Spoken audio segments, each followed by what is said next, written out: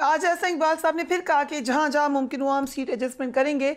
एक seat adjustment का मैं सुना था नून लीग एंड MQM। अब हम ये देख रहे हैं 242 NA कराची से शहबाज शरीफ साहब वर्सेस मुस्तफ़ा कमाल नज़र आ रहे हैं। इसी तरह इस्तेहकाम पाकिस्तान पार्टी से एडजस्टमेंट की कोशिशें हो रही थी, लेकिन मरियम नवाज़ ने भी अपने पेपर्स जमा करवाए, NA 119 से अलीम खान साहब ने भी जमा करवाए। क्या बाद में किसी लेवल पर सीट एडजस्टमेंट होगी इन लोगों के साथ? इन तमाम जमातों से हमारी जमात के लोगों की मुलाकातें, एक दो नशिस्तें तीन हुई हैं। जाहिर है उसका एजेंडा यही था, इत्तेहाद या सीट एडजस्टमेंट, लेकिन अभी तक इस पर कोई हतमी फैसला नहीं हुआ। हाँ, मैं ज़ाती तौर पर जहाँ समझता हूँ कि मैं अपनी पार्टी के डिसिप्लिन का पाबंद हूँ, जो भी मेरी जमात फैसला करेगी मैं उसका फैसले का पाबंद होऊंगा, लेकिन अभी तक कोई फैसला नहीं हुआ। तो मैं ये समझता हूँ कि मैं इसके हक में नहीं हूँ दरअसल, स्पेशली कि आप इलेक्शन से पहले जब इस तरह का खाता खोलें, 2 तेरी 4 तेरी उसकी 5 मेरी, तो मैं समझता हूँ कि इस तरह फिर मिसाल है मैं देता हूँ कि जो पुराना कारकुन है, लॉयल कारकुन है, कमिटेड कारकुन है, चलो जी वो घर में ही बैठा रहा, चलो जी उसने बुराई को हाथ से नहीं रोका, जुबान से नहीं रोका, दिल से ही बुरा समझा, लेकिन वो आपके साथ किसी जमात के साथ खड़ा रहा। तो अगर आप उसकी जगह सीट एडजस्टमेंट करके किसी दूसरी जमात के एक ऐसे शख्स को जो कि अपनी जमात के वोट पर इलेक्शन नहीं जीत सकता और उसको अब टिकट देके अपना वोट उसको दे देते हैं, तो एक तो उस कारकुन की हक तलफी होगी। नंबर 2 कि जिस उम्मीदवार को आप इस सीट एडजस्टमेंट में दूसरी जमात के बंदे को अगर देते हैं और वो कामयाब होकर असेंबली में जाता है, जाहिर है तो वो उसका जेन्युइन वोट नहीं होगा, वो तो आपसे मांगे तांगे का वोट लेके गया होगा ना। तो मैं इस बारे में बड़ा क्लियर हूं कि अभी चूंकि कोई हतमी फैसला नहीं हुआ, उम्मीद है कि मेरी जमात जौन सी है, मेरी ये गुजारिश उन तक पहुंच गई होगी कि इलेक्शन के बाद इलेक्शन से पहले तमाम जमातें अपना अपना इलेक्शन अपने जोरे बाजू पे लड़ें। उसके बाद जो पार्लियामेंट में जब जमातें पहुंच जाती हैं, जो लोग कामयाब होके वहां पहुंचते हैं, वहां फिर देखा जाए कि जो भी सिंगल लार्जेस्ट पार्टी है वो किसी के साथ ताउन करना चाहती है, ताउन की जरूरत है, कोई कोलिशन गवर्नमेंट की जरूरत है नहीं है, ये मामला उस वक्त होना चाहिए ताकि हर किसी को पता हो कि वो कितने पानी में है और उसके साथ अवाम की कितनी तादाद है। मैं तो ये समझता हूँ जी, आगे मैं अपनी पार्टी के डिसिप्लिन का पाबंद हूँ, जो भी फैसला होगा, लेकिन अभी कोई हतमी फैसला हुआ नहीं इस बारे में। सो टॉकिंग ऑफ पुराने कारकुन पॉलिटिकल वर्कर्स, फैसलाबाद से तराज चौधरी और राजा रियाज, जबकि नवाब शेर वसेर और राना एहसान अफजल के टिकटों के हवाले से अभी तक कंफ्यूजन है। कहा यह जा रहा है कि सदर नून लीग शहबाज शरीफ राजा रियाज और नवाज शेर वसेर की हिमायत कर रहे हैं, and obviously for obvious reasons I guess. क्या फैसला कर लिया गया है कि पुराने कारकुनान को टिकट नहीं मिलेगा? मुस्लिम लीग नून एक बहुत बड़ी जमात है और वो गुज़श्ता 35, 36, 40 सालों से सियासत के मैदान में है। उसकी प्रेजेंस है, फॉलोइंग है, एक एक सीट पर 10-10 से ज्यादा उम्मीदवार जिन्होंने अप्लाई किया हुआ है। जाहिर है टिकट तो किसी एक को मिलना है। तो जब भी ऐसा इलेक्शन का माहौल होता है, पार्लिमानी बोर्ड की मीटिंग होती है, हर उम्मीदवार जो सा है वो अपनी लॉबिंग भी करता है, जो उसका हक है, और वो अपनी अच्छाइयां भी बयान करता है और दूसरे की कम अच्छाइयां जो सी उनको तस्लीम करता है। लेकिन अल्टीमेट फैसला जो है वो पार्लिमानी बोर्ड की मुशावरत से नवाज शरीफ साहब करेंगे। और को जो इख्तलाफ की खबरें हैं वो मैं समझता हूँ कि वो ज्यादा उस चीज को एक हाइप क्रिएट की जा रही है। अल्टीमेट अभी कोई हतमी फैसला हुआ नहीं है, टिकटों का ऐलान हुआ नहीं है, गौर गौस जारी है। जब फैसला होगा उसके बाद जिस एक शख्स को टिकट मिलना है, एक सीट पर एक शख्स को टिकट मिलना है, और बाकी जौन से हैं उनको पार्टी के डिसिप्लिन का पाबंद होना पड़ेगा। अब किसको टिकट मिलता है किसको नहीं मिलता, इसके लिए थोड़ा हमें वेट करना चाहिए। सो डॉक्टर आसिफ किरमानी, आप सीनियर वेटरन्स में से हैं PMLN के।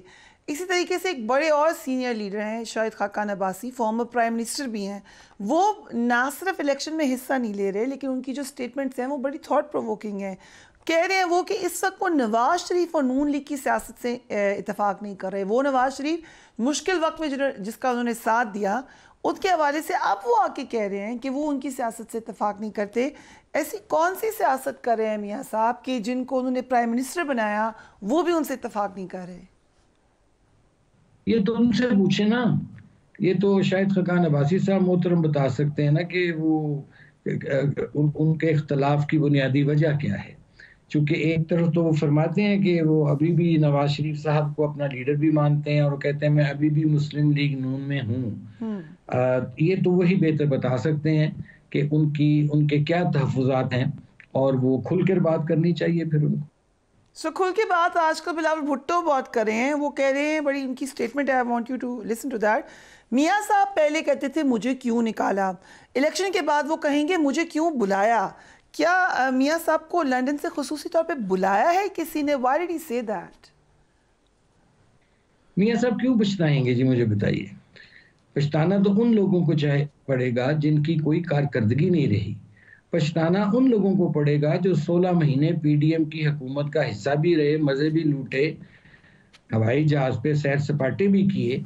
तो लोग उनसे कारकर्दगी का सवाल करेंगे, और जिसकी कारकर्दगी अच्छी होगी उसको बाद में पछताना पड़ेगा। मियाँ साहब की तो माजी की 3 अधूरे अदवार आप देख लें, उसमें देख लीजिए मोटरवेज भी बनाई उसने, एटमी धमाके भी किए उसने, सी पैक भी लाया, वो 20-20 घंटे की लोड शेडिंग हो रही थी वो ख़त्म की, दहशत गर्दी का खात्मा किया, कराची को रोशनियाँ लौटाई, वहाँ से जराइम का खात्मा किया।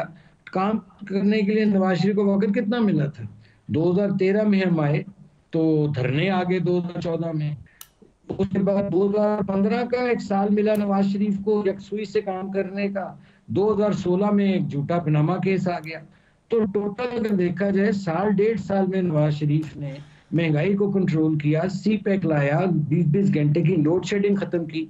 हम नवाज शरीफ तो इलेक्शन में कारकर्दगी की बुनियाद पर जाएगा ना, लेकिन ये तनकीद करते हैं उनको पूछा जाए कि आपकी क्या कारकर्दगी है, आप अवाम के पास क्या लेके जाएंगे कि आपने क्या किया है, आपके पास पल्ले क्या है लोगों को बताने के लिए। ये एक इलेक्शन के करीब और मुनासिब नहीं लगता। अभी तो पीडीएम की जो गवर्नमेंट है उसके पैरों की मेहंदी ने भी सूखी, और अगर बिलावल साहब इस किस्म की बातें कर रहे हैं, वो तो बड़ा फख्र से कहते होते थे शहबाज साहब को कि जी काश शहबाज स्पीड कहते थे, और कहते थे जी कि काश कराची में भी ये शहबाज स्पीड हो। क्या उन्होंने नहीं ये बातें कही? तो अब ये क्या हो गया रातों रात कि वो अचानक वो इस किस्म की बातें कर रहे हैं? मेरा ख्याल है कि ये इल्जामात की सियासत, या जो ये एक जिसको मैं कहता हूँ ना कि जब आपके पास कोई प्रोग्राम नहीं होता, कोई दलील नहीं होती, कोई कारकर्दगी नहीं होती, फिर आप जो मर्जी कहें। लेकिन असल फैसला जो है कि कौन पछताएगा कौन नहीं पछताएगा, उसका फैसला जो है वो 8 फरवरी को पाकिस्तान के अवाम करें। जब इतना आपने खुल के बात किया है डॉक्टर साहब, फिर तो पीपल्स पार्टी के साथ अलायंस नहीं होना चाहिए फ्यूचर में? What do you think? मैं तो एक मिडिल क्लास का आदमी हूँ, और मेरी तो ख्वाहिश ही हो सकती है, मैं तो चाहूँगा कि मैं तीसरी नस्ल का मुस्लिम लीगी हूँ, 3rd जनरेशन हूँ मैं, तो मेरी तो ये ख्वाहिश होगी कि मुस्लिम लीग को इतना वोट पड़े कि मुस्लिम लीग जो है वो किसी दूसरी जमात की मोहताज ही ना रहे। और मैं यहाँ एक और भी बात करना चाहूँगा कि अगर कोई, जैसे लोग प्रेडिक्ट करते हैं कि जी यहाँ मखलूत हुकूमत बनेगी, कोलिशन गवर्नमेंट बनेगी, ये होगा वो होगा, तो ये जो कोलिशन गवर्नमेंट्स होती हैं ये फिर डिलीवर नहीं कर पाती हैं, चूंकि मुख्तलिफ प्रेशर्स होते हैं लोगों की, फिर कुछ ब्लैकमेलिंग्स होती हैं। तो मैं तो दुआ करूंगा और मैं उम्मीद भी करता हूं कि इंशाल्लाह दुआ करेंगे, उम्मीद करेंगे कोalition गवर्नमेंट में ना जा रहा पड़े। Doctor Asif Kirmani, thank you so much for joining us.